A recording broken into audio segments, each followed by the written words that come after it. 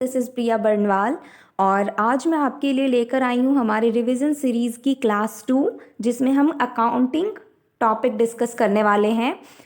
Auditing के questions लेकर नहीं आ पाई मैं क्योंकि अकाउंटिंग के ही बहुत सारे क्वेश्चंस थे। क्योंकि उसमें हमारे पास प्रैक्टिकल हैं, थ्योरेटिकल क्वेश्चंस भी हैं, तो बहुत सारे क्वेश्चंस बन रहे थे और मैं अकाउंटिंग के साथ ऑडिटिंग भी ले आती तो क्लास बहुत लंबी हो जाती। तो मैं सिर्फ अकाउंटिंग के क्वेश्चंस लेकर के आई हूँ जो बहुत ही ज़्यादा इंपॉर्टेंट है, जिससे क्वेश्चंस रिपीट हुए हैं। तो जैसे मैंने आपको पहली क्लास में बताया था, जो हमारे बिजनेस इकोनॉमिक्स की रिवीजन क्लास थी, उसमें मैंने आपको कहा था कि ये आपके लिए बहुत इफेक्टिव होने वाली है ये रिवीजन सेशंस, बिकॉज इसमें हम हर एक क्वेश्चन के हर एक ऑप्शंस को डिटेल में डिस्कस करने वाले हैं। So be ready for today's class, let's begin.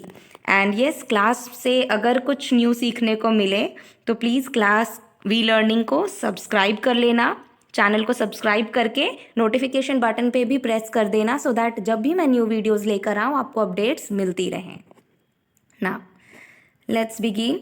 So yes, the first question is the net profits of a partnership business after providing for income tax of the last 5 years were।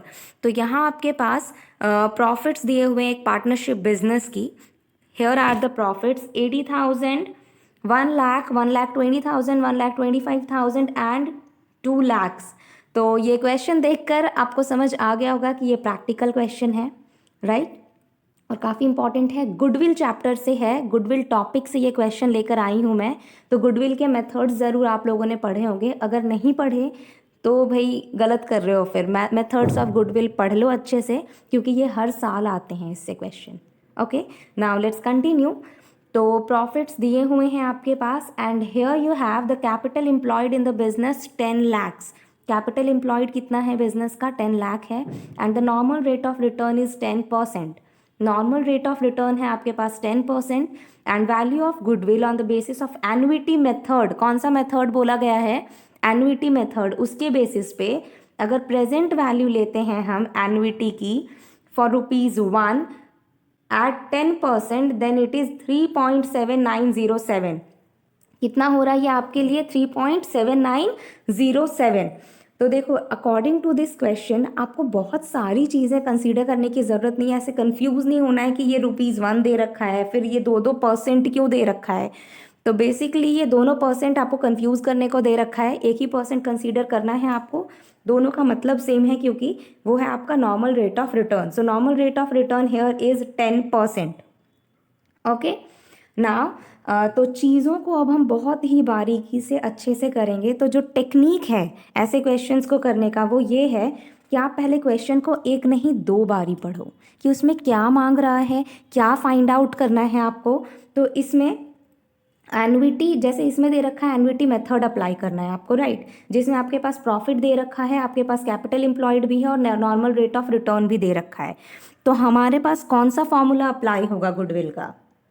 तो अगर मैं goodwill निकालूं तो goodwill का कौन सा formula apply होगा? Average super profit into value of annuity. Average super profit into value of annuity. Okay, ये मेथड हमारा अप्लाई होना है यहाँ पे। तो एवरेज सुपर प्रॉफिट, अब वो तो हमारे पास नहीं दे रखा, इट मीन्स आपको एवरेज सुपर प्रॉफिट निकालना है। जब तक आप एवरेज सुपर प्रॉफिट नहीं निकालोगे आप गुडविल नहीं फाइंड आउट कर सकते। तो चलो average super profit find out करते हैं, जिसका फॉर्मूला हमें पता है, average profit minus normal profit. So average profit सबसे पहले निकालोगे आप। यहाँ मैं लिख देती हूँ आपके एवरेज सुपर प्रॉफिट का फॉर्मूला, अगर आपने अभी ये नहीं किया हो तो। Average super profit is equal to average profit minus normal profit. तो एवरेज प्रॉफिट क्या होगा? एवरेज प्रॉफिट जब भी आपको फाइंड करने को हो, आप क्या करोगे? पहले सारे प्रॉफिट्स को ऐड करोगे। लाइक 80,000 प्लस 1 लाख, ये जो दे रखा है आपको, wait, here it is, sorry, see, ये जो आपके पास दे रखा है 80,000 plus 1 lakh plus 1,20,000 plus 1,25,000 plus 2 lakh. जब आप इसको ऐड करते हो तो आपको फाइंड आउट करना है आपके पास क्या आ रहा है, कितना आ रहा है वैल्यू। तो जो वैल्यू आ रहा है उसको आप डिवाइड करोगे 5 से। अब इतनी मेहनत तो आपको करनी पड़ेगी, मैं नहीं बताऊंगी कि कितनी वैल्यू टोटल क्या आ रहा है आपका अमाउंट। तो प्लीज़ पेन और कॉपी लेकर बैठें और खुद से फाइंड आउट करने की कोशिश करें। तो टोटल आपका जो भी आ रहा है अमाउंट उसको आप डिवाइड करोगे नंबर ऑफ़ ईयर्स से। तो यहाँ नंबर ऑफ़ ईयर्स कितने हैं हमारे पास 5 हैं। तो जब मैंने डिवाइड किया तो मुझे कितना अमाउंट मिल रहा है, मुझे मिल रहा है एवरेज प्रॉफिट 1,25,000। एवरेज प्रॉफिट कितना आ रहा है हमारा 1,25,000। और नॉर्मल प्रॉफिट कितना है, तो देखो नॉर्मल प्रॉफिट फाइंड आउट करने के लिए आपको पता होना चाहिए कि आपका नॉर्मल प्रॉफिट फाइंड आउट करने के लिए हमें क्या करना होता है, जो कैपिटल एम्प्लॉयड दे रखा है बिजनेस का उससे उसको मल्टीप्लाई करेंगे हम नॉर्मल रेट ऑफ रिटर्न से। तो कैपिटल एम्प्लॉयड कितना दे रखा है आपका, देखो वेट ये यहाँ नहीं जाएगा, चलो यहीं कर लेते हैं हम। तो कैपिटल एम्प्लॉयड दे रखा है आपका, सॉरी थोड़ा डिले हो रहा है।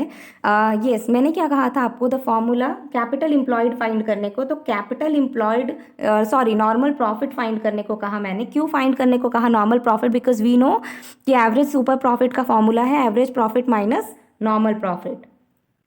तो average super profit is equal to average profit minus normal profit. तो एवरेज प्रॉफिट हमने कितना फाइंड किया, 1,25,000।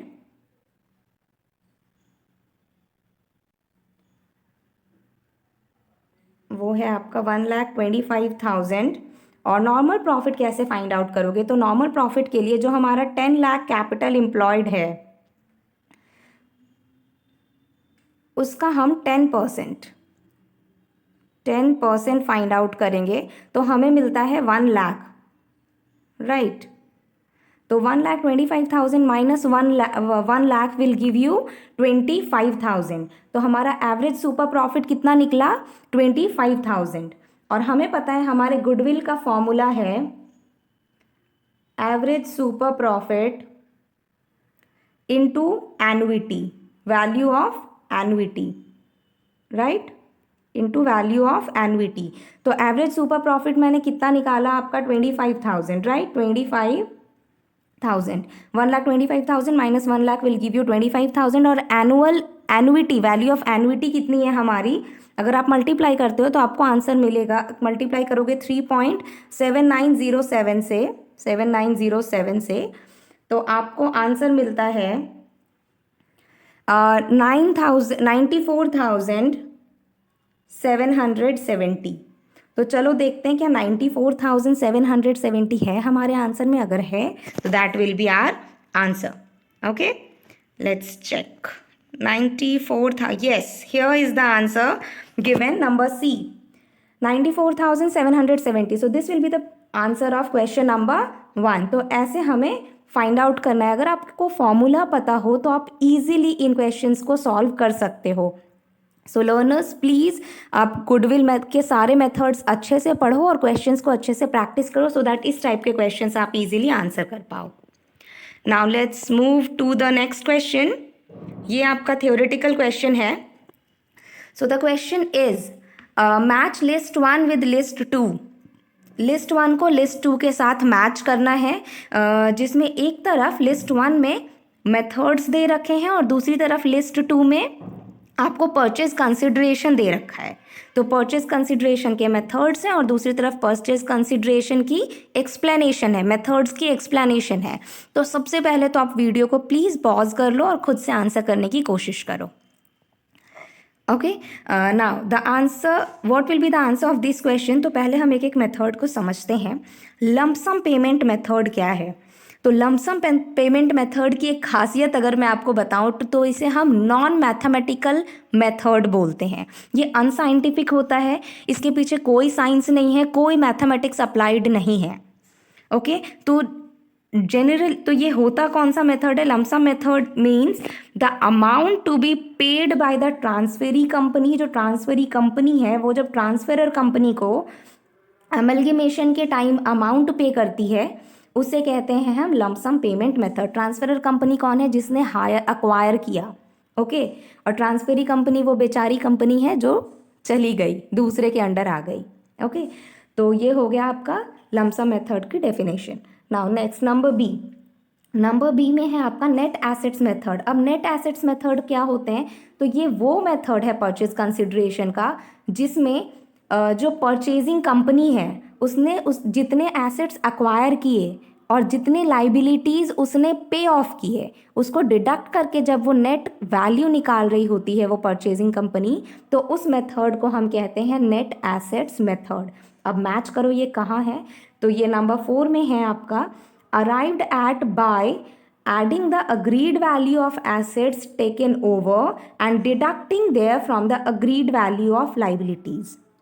Okay, so this will be the perfect match of number B. Now number C is net payment method. अब ये net payment method क्या है? तो देखो जब भी net payment method होगा आप मतलब बिना कुछ सोचे बस ये ध्यान में रखना कि जहाँ सारे शेयर्स की बातें हो रही हैं, चाहे वो एग्जिस्टिंग शेयर्स हो, प्रेफरेंस शेयर्स हो या कितने कैश रिसीव किए, ओके। जब इसकी बात हो रही हो तो वो होता है आपका net payment method. Net payment कितना हुआ है? It is calculated by adding up the total amount of existing shares, preference shares and cash receive. जितना भी कैश रिसीव किया, जितने भी शेयर्स रिसीव किए परचेजिंग कंपनी से for the shareholders of the vendor company, that method is called as net payment method. Now तो number C का match कौन सा हो गया? 1। अब swap ratio method. Swap ratio method क्या होता है? ये वो मेथड है जिसमें हम शेयर्स की स्वैपिंग करते हैं, okay, on the basis of ratio in which the shares of the transferee company are to be exchanged for the shares of the transferor company। जब ट्रांसफरी और ट्रांसफरर कंपनी शेयर्स की swapping करते हैं तो हम उसे कहते हैं स्वैप रेशियो मेथड। तो नंबर ए किसके साथ मैच हो रहा है? आपका थर्ड के साथ। चलो नंबर ए थर्ड के साथ, चलो वो तो आपका ए एंड बी दोनों हो गया। अब नंबर बी को किसके साथ हमने मैच किया था? नंबर 4 के साथ, राइट।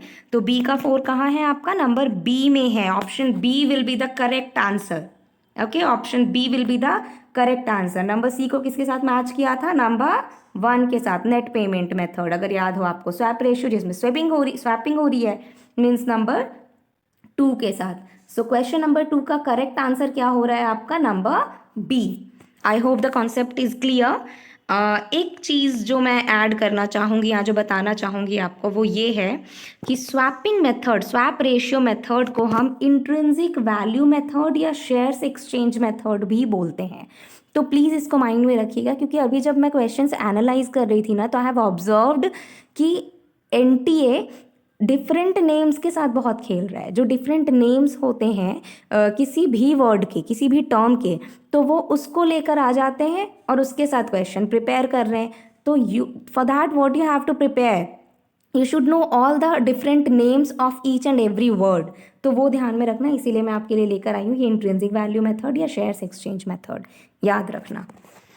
चलो now these are the methods of purchase consideration जो हमने कर लिया। अब हम आगे बढ़ते हैं। यस नेक्स्ट, ये भी बहुत इंपॉर्टेंट है ये टॉपिक भी। लिक्विडेटर से ये एमलगेमेशन, एक्विजिशन, इन सब से काफ़ी क्वेश्चंस पूछे गए हैं, भर भर कर क्वेश्चंस आए हैं। तो प्लीज़ इन टॉपिक्स को अच्छे से पढ़ना। तो चलो ये क्वेश्चन देखते हैं हम। Question number 3 is the liquidator after realising the assets of the company should distribute the proceeds among below mentioned claimants in the following order. जो लिक्विडेटर होती हैं कंपनीज की, जो लिक्विडेटर होते हैं उन्होंने एसेट्स जो कंपनी के रियलाइज़ किए हैं उसको किसके अकॉर्डिंग पे ऑफ करेंगे, मतलब किसको सबसे पहले पेमेंट करनी है और किसको बाद में पेमेंट करनी है, वो कैसे देखते हैं। तो सबसे पहले पेमेंट वो किसको करते हैं? तो आप प्लीज़ वीडियो को पॉज करके खुद से आंसर करने की कोशिश करना, फिर मेरी डिस्कशन सुनना। So answer for this particular question number 3 will be C, number 3, okay. ये होगा आपका, कैसे होगा देखते हैं। सबसे पहले वो पे करते हैं लिक्विडेटर्स लीगल चार्जेस को, क्योंकि भाई वो तो कोर्ट से हो रहा है, अगर लीगल चार्जेस नहीं पे करोगे तो वैसे ही फंस जाना है। तो सबसे पहला काम क्या है उनका? लीगल चार्जेस को पे ऑफ करना। उसके बाद वो क्या करते हैं, जो लिक्विडेटर जब उन्होंने पे कर दिया ना तो वही अपना काम बनेगा, पहले अपना काम बनाएंगे वो पहले लिक्विडेटर की खुद की रेम्यूनरेशन रखते हैं, और जितना भी कंपनी को वाइंड अप करने में जो भी कॉस्ट आया है वो पे करते हैं। तो सेकेंड पॉइंट क्या है, सेकेंडली वो क्या पे करते हैं, लिक्विडेटर की रेम्यूनरेशन और कॉस्ट ऑफ एक्सपेंसेस जो वाइंड अप करने में लगे हैं।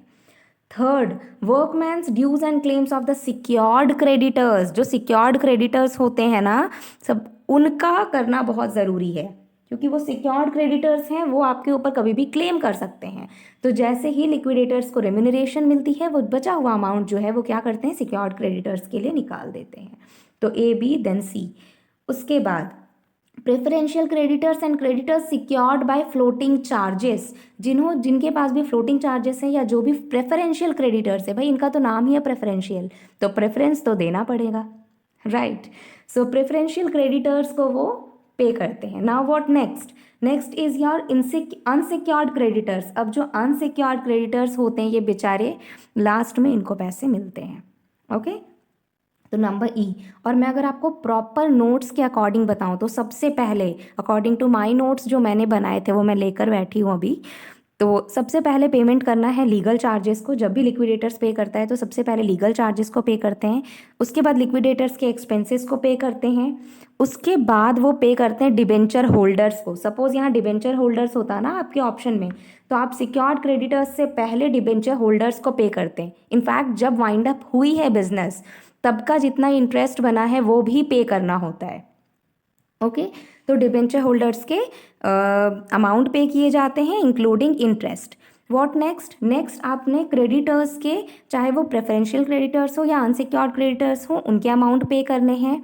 उसके बाद प्रेफरेंशियल शेयर होल्डर्स होते हैं उनको पे करना है, and at last equity share holders को पेमेंट जाती है। तो अगर कभी क्वेश्चन ऐसा आया कि पहले किसे पे करते हैं लिक्विडेटर्स, शेयर होल्डर्स को या इक्विटी शेयर होल्डर्स को या प्रेफरेंस शेयर होल्डर्स को, तो आपने माइंड में यही रखना है कि पहले प्रेफरेंस शेयर होल्डर्स को पेमेंट जाएगी और लास्ट में इक्विटी शेयर होल्डर्स को पेमेंट की जाती है। Now let's come to the next question. I hope question number 3 is clear. Now next question है आपका, Which of the following stands true while preparing schedule of changes in working capital? जब हम working capital schedule कर रहे होते हैं, prepare कर रहे होते हैं, तो हमारे इनमें से कौन से स्टेटमेंट्स हैं जो करेक्ट हैं regarding working capital. Now first of all you should know working capital क्या होता है। तो working capital is equal to current assets minus current liabilities, right. Current assets minus current liabilities. चलो हम एग्जाम्पल से समझते हैं इस क्वेश्चन को। तो सबसे पहला आपको दे रखा है, N increase in current assets increases working capital. क्या मैं अगर करंट एसेट्स को इंक्रीज करूं तो मेरी वर्किंग कैपिटल में भी इंक्रीमेंट होगी। लेट्स अज्यूम करंट एसेट्स अगर मेरे पास 6 है और करंट लाइबिलिटीज है मेरे पास 2। अब मैंने क्या किया, मैंने करंट एसेट, अब जब तो अभी वर्किंग कैपिटल क्या आएगा आपका 4 आ रहा है। वर्किंग कैपिटल ऐसे केस में क्या आएगा 4 आएगा, right. 6 - 2 will give you 4।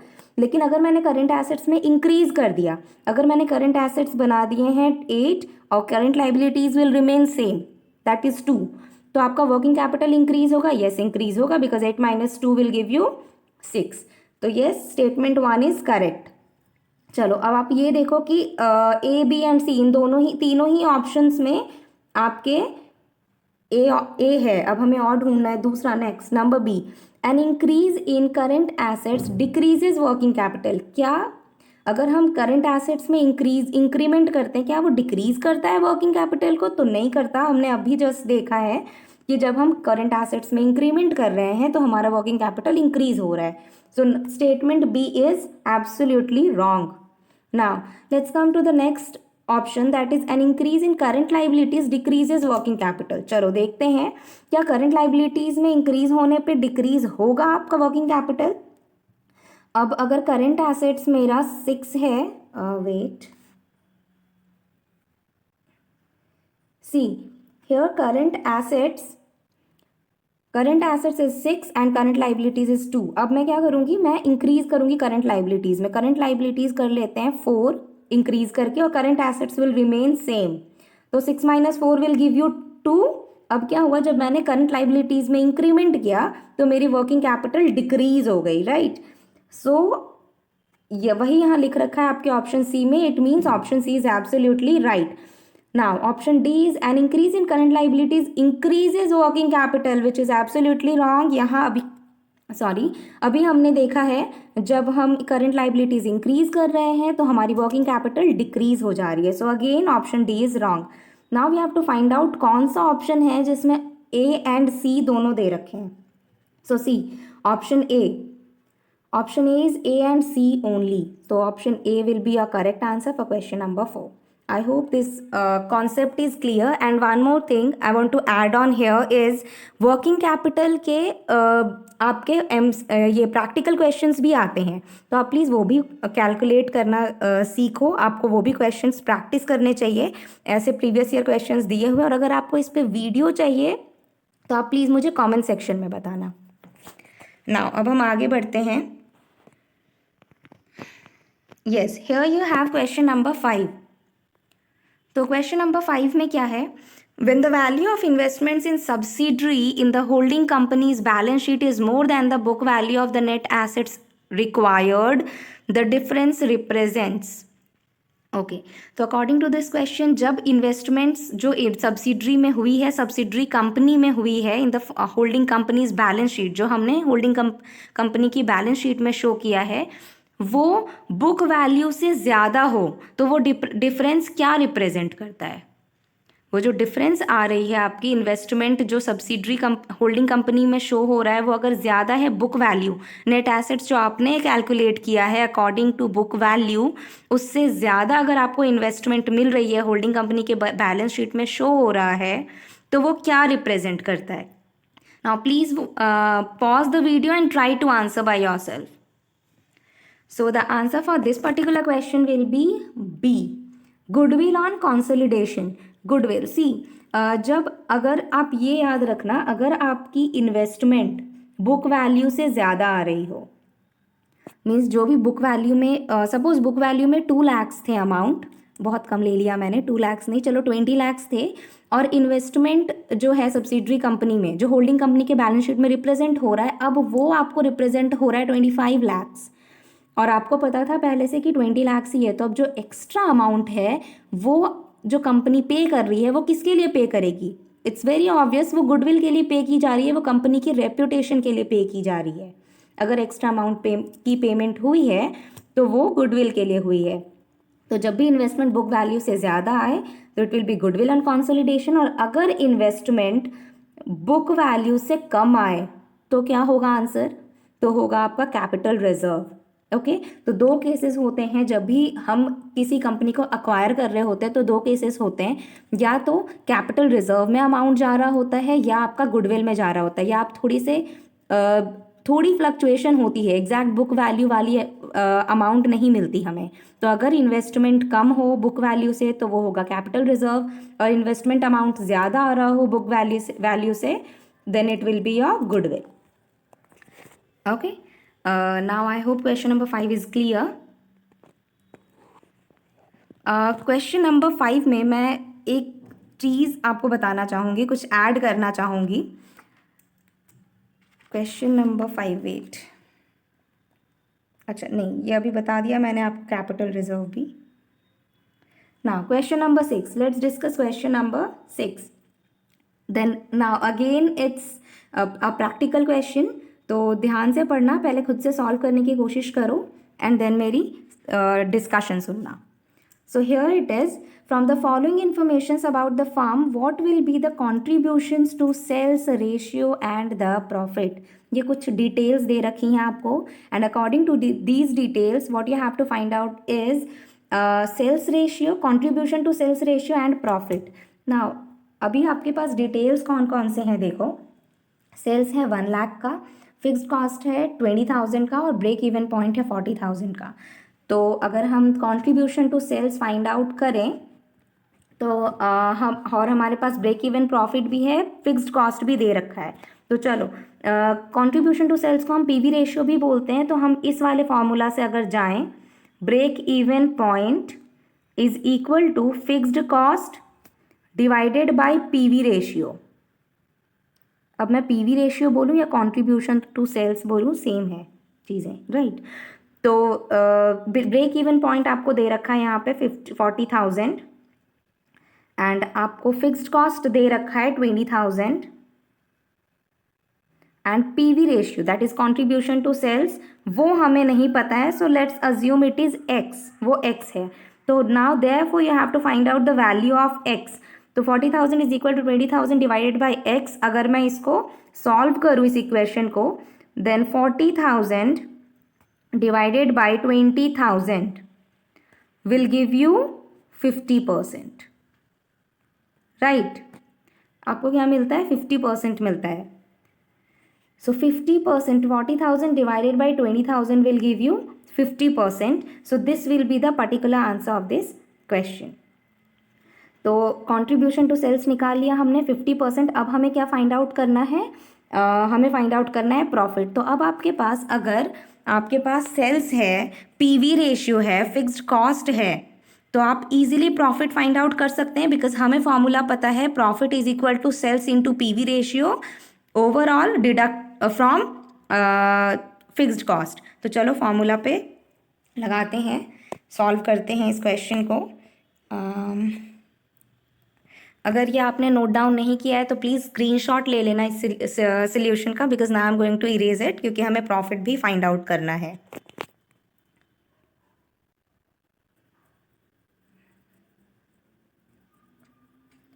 So here it is, let's write down the formula first. पहले हम फॉर्मूला राइट डाउन करते हैं। So formula is profit is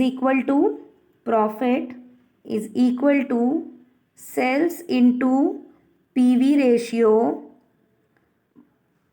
minus fixed cost. यही है हमारा फॉर्मूला। तो सेल्स क्या है आपका? सेल है यहाँ दे रखा आपको 1 लाख, तो लिखते हैं हम 1 लाख। पीवी रेशियो हमने कितना निकाला था? पीवी रेशियो हमारा निकला था 50%। तो चलो 50% को हम ऐसे लिखते हैं, and here it will be minus fixed cost. Fixed cost कितना दे रखा है आपको? 20,000, राइट। मैंने 20K लिखा है because you can see space नहीं है बहुत ज़्यादा। तो 1 लाख इंटू 50%, तो 1 लाख का 50% क्या आ रहा है आपको? 50,000 minus 20,000। So here the profit will be 30,000। तो इस तरह से आपने इन क्वेश्चंस को सॉल्व करना है। तो प्रॉफिट आ गया हमारा 30,000। So the basic thing is, अगर आपको फॉर्मूला लर्न है, अगर आपने फॉर्मूला समझ रखा है, लर्न तो करना है ठीक है, बट हमें समझ कर करना है। तो अगर आपने वो समझ रखा है तो आप इजीली इन क्वेश्चंस को सॉल्व कर सकते हो। Now please take the screenshot because I am going forward to the next question.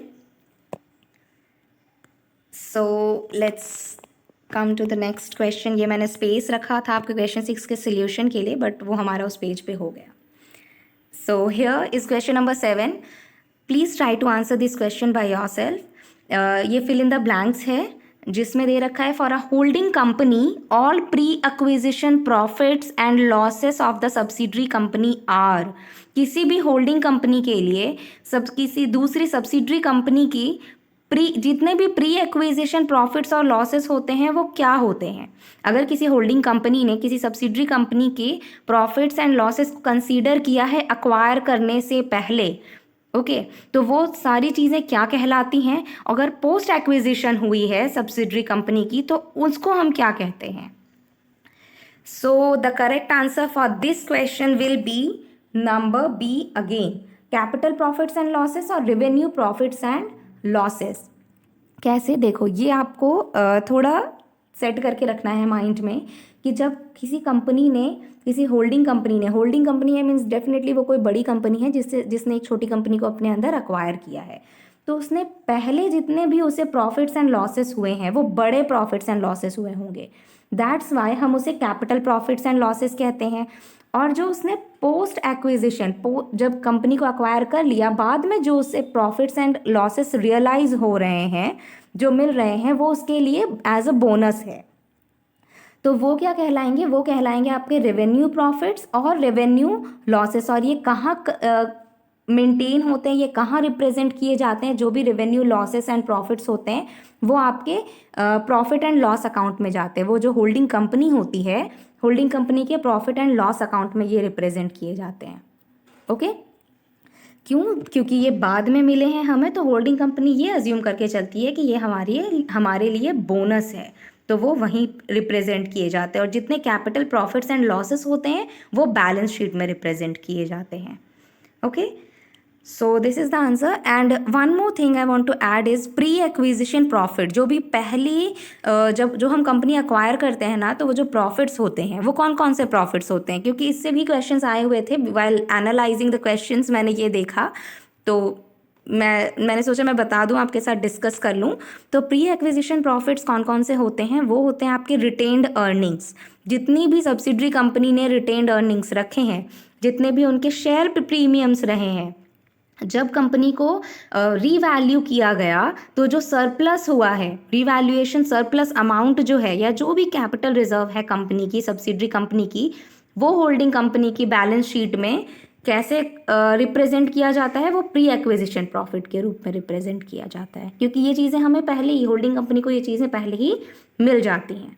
Okay, now I hope question number 7 is clear, and question number 7 का आंसर है आपका number B. Now let's proceed further to the next question. Question number 8. So again it's a practical question. चलो solve करते हैं। ये partnership का question है, and partnership के क्वेश्चंस भी हमेशा रिपीट होते हैं, तो प्लीज़ ये भी आप प्रैक्टिस करो, सो दैट अगर इससे क्वेश्चन आए तो इसके क्वेश्चन बिल्कुल मिस ना हो। Okay, now question number 8. A, B and C are partners sharing profits in the ratio of 3:2:1. A, B and C partners हैं जो प्रॉफिट्स को किस रेशियो में शेयर करते हैं? 3:2:1 की रेशियो में शेयर करते हैं। अब D को इन्होंने एडमिट किया, D is a new partner जिसको इन्होंने 1/6 शेयर के लिए एडमिट किया है, and C should retain his original share. और जो ये C है, ए बी एंड C, ये जो 3 पार्टनर्स है, इसमें से जो C है वो थोड़ा ज़िद्दी पार्टनर है। उसने कहा मैं तो अपना ओरिजिनल शेयर ही रिटेन करूँगा, I am not going to share it with the next partner D। Okay, तो इसके पास ओरिजिनल शेयर्स ही रहेंगे। और अब आपको सैक्रिफाइसिंग रेशियो फाइंड आउट करना है कि A एंड B ने कितना सैक्रिफाइस किया है D को लेने के लिए, अपने पार्टनरशिप में एडमिट करने के लिए। So let's find out. C, सबसे पहले जब भी पार्टनरशिप के क्वेश्चन सॉल्व करो, सबसे पहले रेशियोज लिख लो प्रॉपर वे में। A, B and C 3:2:1, 2:1। अब जो ये D आए हैं नए पार्टनर, इनको कितने के लिए आना है? 1/6 के लिए आना है। अब आप देख सकते हो A, B एंड C का पहले से 1/6, इनका पहले से ही 6 के रेशियो में बढ़ रहा था, 3 + 2 5 + 1 6, और D भी आए हैं 1/6 के लिए, बट C ने मना कर दिया है शेयर करने से। तो अब क्या होगा? रिमेनिंग शेयर सबसे पहले आपको निकालना होगा कि अगर C ने मना कर दिया और D को फिर भी 1/6 चाहिए, तो हमारे पास कितने शेयर्स बच रहे हैं, कितने बच रहे हैं? तो 1 तो गया क्योंकि ये D को जाना है, ये 1 गया, ये भी 1 गया, तो आउट ऑफ 6 हमारे पास कितने बचे? रिमेनिंग शेयर्स कितने हुए आपके पास? रिमेनिंग शेयर्स हो गए 4/6, राइट। रिमेनिंग शेयर्स कितने हो गए आपके पास? 4/6। अब चलो हम फाइंड आउट करते हैं। बचे हुए शेयर्स तो 4/6 ही हैं जो हमें A और B दोनों से लेना है। तो A को 4/6 क्योंकि बचे हैं, तो A के पास जितने शेयर्स हैं वो उस शेयर्स में से 4/6 पार्ट देगा, D के लिए सैक्रिफाइस करेगा। तो अगर इसके पास 3/5 बचे, 3:5, राइट, तो 3/5 में से ये कितने शेयर्स देगा? 4/6। तो 3 4 12 एंड 5 6 30। अब B के देख लो, चलो B के पास था 2/5 और इसने सैक्रिफाइस किया इस बेचारे ने 4/6 पार्ट, तो इसके पास भी बचे 8/30। अब कितने शेयर्स सैक्रिफाइस किए? क्योंकि हमें सैक्रिफाइसिंग शेयर्स निकालने हैं, तो उसका फॉर्मूला आपको पता है, old ratio minus new ratio. अब ओल्ड रेशियो था हमारा 3:2:1, तो A का ओल्ड रेशियो क्या था? 3/6, और इसने सैक्रिफाइस कितने किए? इसने सैक्रिफाइस किए हैं 12/30। अब यहाँ बी की ओल्ड रेशियो क्या बन रही है 2/6 और इसने सैक्रिफाइस किया है 8/30। अब आप अगर एलसीएम के थ्रू फाइंड आउट करो तो आपको मिलेगा ए ने टोटल कितने शेयर सैक्रिफाइस किए 3/30 और बी का रेशियो क्या बना है, बी का रेशियो बन रहा है आपका 2/30। आपको एलसीएम फाइंड आउट करना पड़ेगा और फिर ही आपको आंसर मिलने वाला है। तो 3/30 एंड 2/30 तो कौन सा रेशियो बन रहा है 3:2 का रेशियो बन रहा है। आप यहाँ देख सकते हो, यहाँ 3 किया इसने 2 किया है, तो 3/2 कहाँ आ रहा है 3/2 number D. So answer for this particular question will B D 3:2। 3:2 आप सैक्रिफाइसिंग रेशियो बन रही है ए एंड बी की। I hope this question is also clear, और ना क्लियर हुआ हो तो प्लीज़ आप रिपीट करके देखो वीडियो को, थोड़ा बैक जाओगे और रिपीट करोगे, then you will get to know कि इस आंसर को हमने कैसे फाइंड आउट किया है। चलो नाउ नेक्स्ट क्वेश्चन पे चलते हैं। Yes, question number 9। अब क्वेश्चन नंबर 9 है आपका, ये दो स्टेटमेंट्स दे रखे हैं, असर्शन एंड रीजनिंग के क्वेश्चन है जो देखकर फीवर चढ़ जाता है हमें, राइट, जो थोड़े से ट्रिकी लगते हैं, तो लेकिन अच्छे से समझना है हमें। मैं बताऊंगी आपको किस तरह से आंसर किए जाते हैं ये क्वेश्चन, सो दैट आप इजीली आंसर कर पाओ। सो असर्शन को पहले अच्छे से हम पढ़ेंगे, और जब आप रीज़न पढ़ो तो बीच में आपने ऐड करना है बिकॉज। ओके, बिकॉज ऐड करके जब आप रीज़न पढ़ते हो ना तो वो क्लियर हो जाता है। जब वो मिसमैच हो रहे होते हैं तो हमें समझ आ जाता है, और मिसमैच नहीं हो रहे होते हैं और वो सही है तो वो भी पता चल जाता है। तो चलो रीड करते हैं question. Assertion is quick ratio is a more penetrating test of liquidity than the current ratio, yet a high quick ratio does not necessarily imply sound liquidity. According to question quick ratio की बात की जा रही है। Quick ratio means liquidity ratio, right, जिसमें हम देखते हैं कंपनी की लिक्विडिटी कितनी है, कंपनी के पास कितना लिक्विड अमाउंट है। तो ये बहुत ज़्यादा इम्पॉर्टेंट टेस्ट होता है। जनरली हम इसी टेस्ट को यूज़ करते हैं, क्विक रेशियो ही देखते हैं जब हमें लिक्विडिटी फाइंड आउट करना होता है कि तो इसमें बोला जा रहा है कि बहुत ज़्यादा पेनिट्रेटिंग होता है ये लिक्विडिटी फाइंड आउट करने के लिए in comparison to current ratio. Still high quick ratio जो होता है वो अच्छा साउंड नहीं करता। बहुत ज़्यादा अगर हमारे पास लिक्विड है, अगर किसी कंपनी के पास बहुत ज़्यादा लिक्विड अमाउंट है तो वो अच्छा नहीं होता है, बिकॉज क्योंकि एक कंपनी अगर उसकी हाई वैल्यू है क्विक रेशियो की, then it can suffer from a shortage of funds. तो हम बोल सकते हैं कि उसको कभी शॉर्टेज ऑफ फंड्स हो सकता है अगर वो स्लो पेइंग है, अगर उसके पास अगर जो उसके डेटर्स हैं वो बहुत ज़्यादा समय लगाते हों पेमेंट करने में। अगर कोई कंपनी बहुत ज़्यादा रिलाई कर रही है लिक्विडिटी पे, कैश अमाउंट पे, और उसके डेटर्स उसको पैसे ही नहीं दे रहे हैं, फिर वो क्या करेगी। तो बस वही सिचुएशन यहाँ बताई गई है कि अगर आप बहुत ज़्यादा लिक्विडिटी पे रिलाई करते हो तब भी वो कंपनी अच्छी नहीं मानी जाती है, क्योंकि अगर वो स्लो पेइंग है, अगर उस कंपनी में पेमेंट प्रॉपर टाइम पे नहीं होती है, और डाउटफुल केसेस बहुत ज़्यादा होते हैं, और कुछ डेटर्स ऐसे हैं जो लॉन्ग ड्यूरेशन लेते हैं फॉर पेमेंट, ओके, तो तब वो कंपनी अच्छी नहीं मानी जाती है। तो यस, द रीज़न जो है वो असर्शन को बिल्कुल फॉलो करता है, बिल्कुल करेक्ट है। So answer for this particular question will be C, both are correct and R is the correct explanation of A. So reason is the correct explanation of assertion. I hope this question is clear. Now let's come to the next question.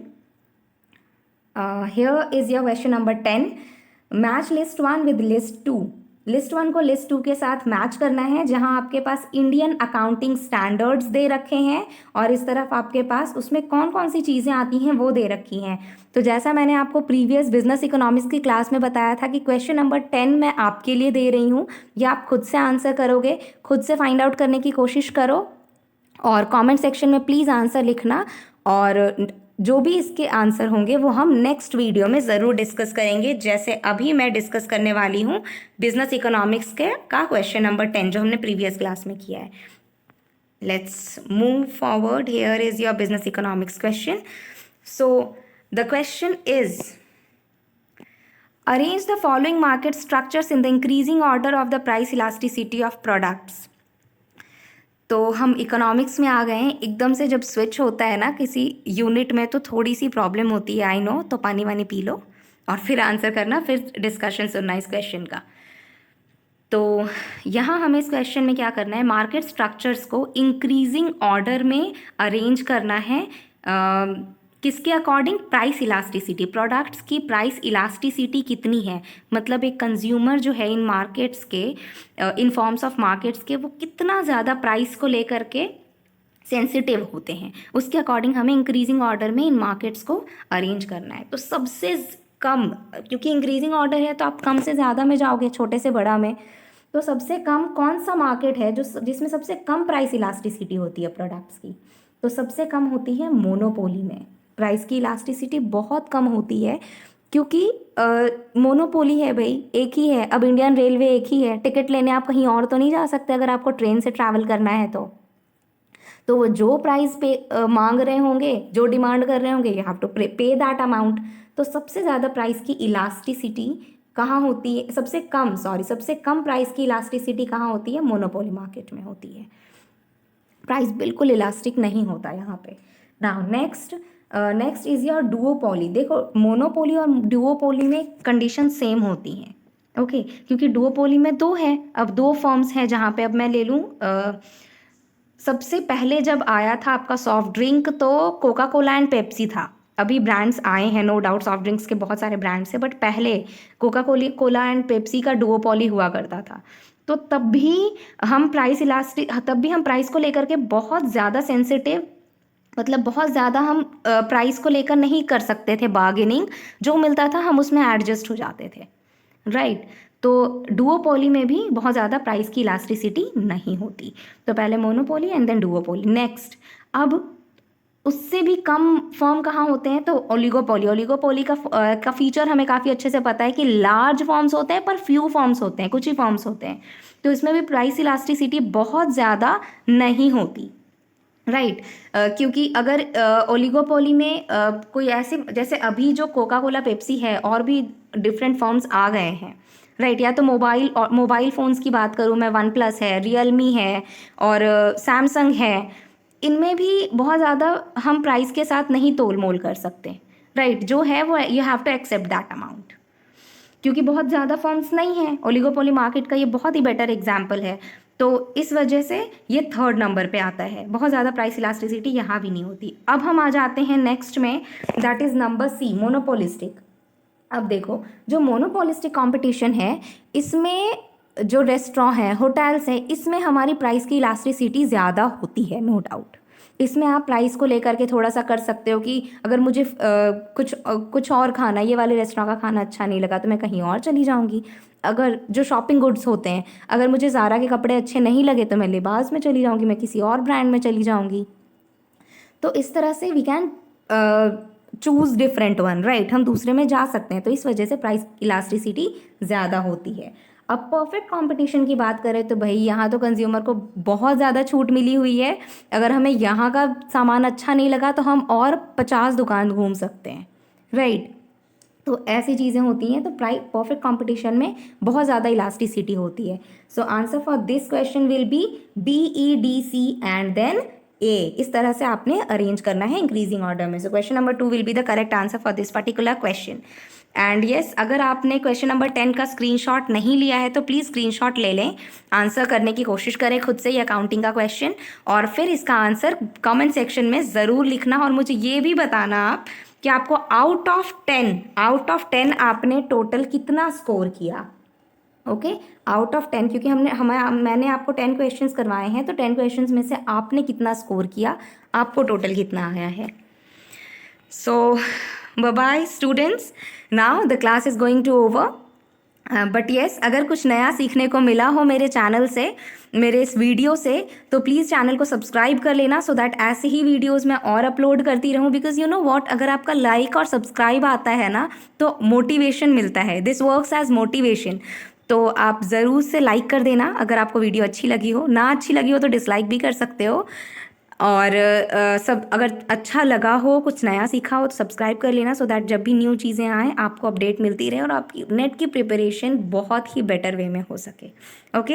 And these are my social media handles, तो आप इस पे भी, इन social media handles पे भी मुझे ज़रूर follow करें, सो दैट वहाँ भी जो चीज़ें आती हैं, लाइक टेलीग्राम पे मैं पोस्ट डालती रहती हूँ, क्वेश्चंस आते हैं, तो और फेसबुक है, इंस्टाग्राम पेज है, तो इन सब पे भी ज़रूर से फॉलो करें मुझे। बाय बाय, मिलते हैं नेक्स्ट वीडियो में। Thank you so much.